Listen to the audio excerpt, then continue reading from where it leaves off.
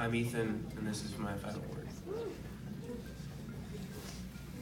My life has always been a list, an inevitable ascent through the halls of the Portland Public School system marked by various checks and boxes for each of the classes I had taken. For many years, I lived in my own cyclical world. Assignments, grades, assignments, grades.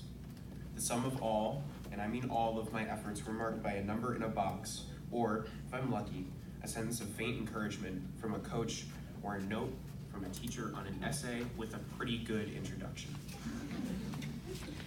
When we talk about students whose lives are consumed with school, I can speak from personal experience to say that I don't think their exceptional grades are usually linked to a genuine interest in each subject. Rather, in this world where numbers and grades are your goal and how you judge the proficiency of your life, the work is done desperately. I was desperate to achieve. Each assignment a desperate effort to confirm that I was on the right path. I worked in school every day like I had to prove myself.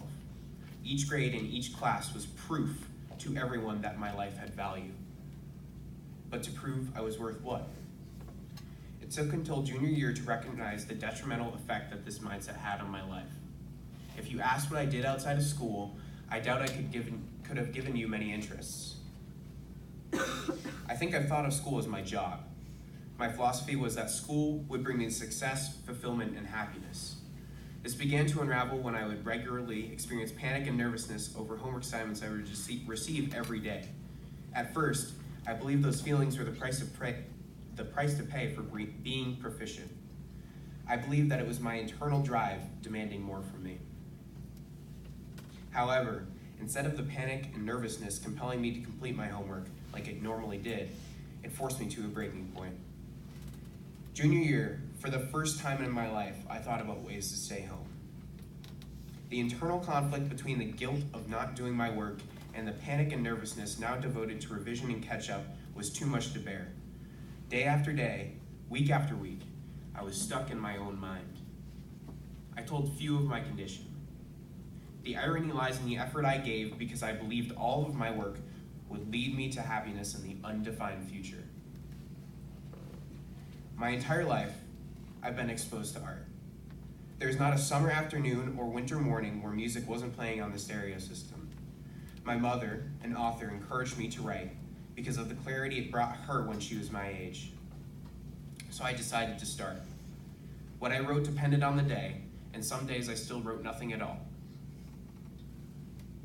It was the beginnings of stories, the ends of stories, or a conversation between two characters maybe. And my teachers in school and books I read in class inspired me to continue. I learned about how special writing is to me, because not only can it be used to communicate and observe, but it is also a tool of introspection.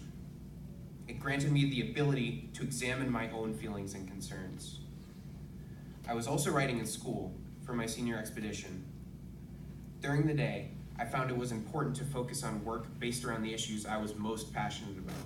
This often distracted me from any panic, nervousness, or guilt I was feeling that day, and it was the most productive use of my time. Through this process of writing for myself in my senior expedition, I was able to free myself from the mindset I was in before. This is what Casco Bay High School is to me. Not everyone is the same, so they should not be learning the same things. Casco Bay runs counter to the status quo, recognizing with its curriculum the varying interests of its students. This community has supported me tremendously in trying to tackle the issues I am most passionate about, while at the same time inspiring my own writing. I hope to continue to develop my skills I have learned in college, and maybe even a career. I am beyond thankful for the support this community has given me while I grow into the learner I wish to be. Thank you.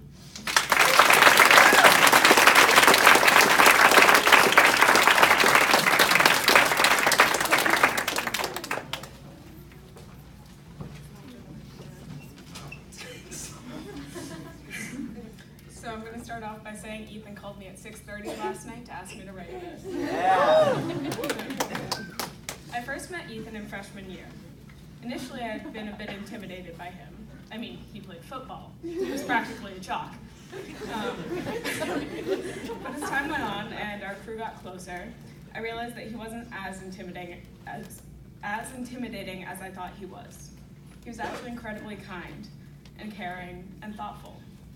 Spending time with Ethan is a blast. He's funny, witty, and puts up with my frankly horrible sense of humor.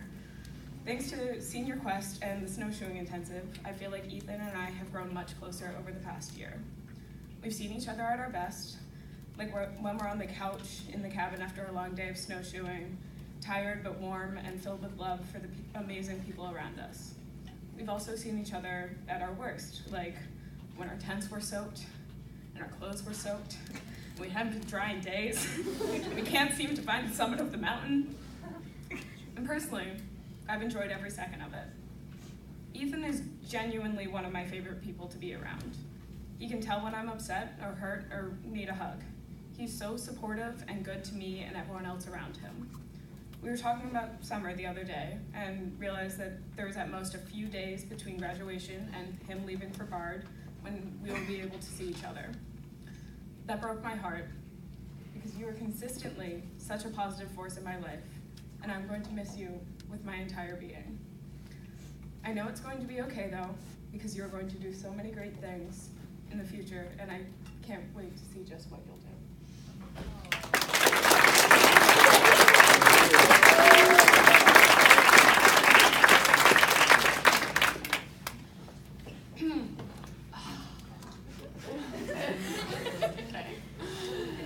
Ethan is one of my originals for my first year teaching, and part of my heart will be leaving when this class graduates, and a big part of this is because of this young man right here.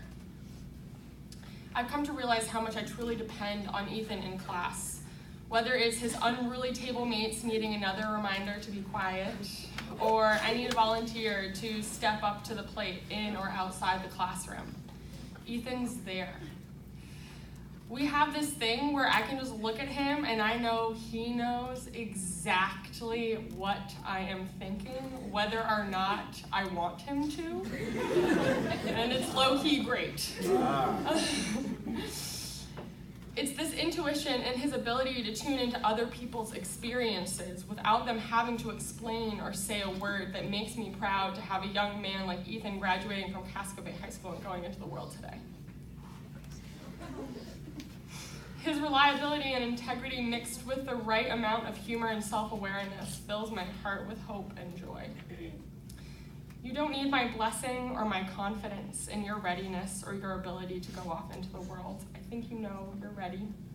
So instead, I'll cash in on my second promised hug and just say that I am incredibly, incredibly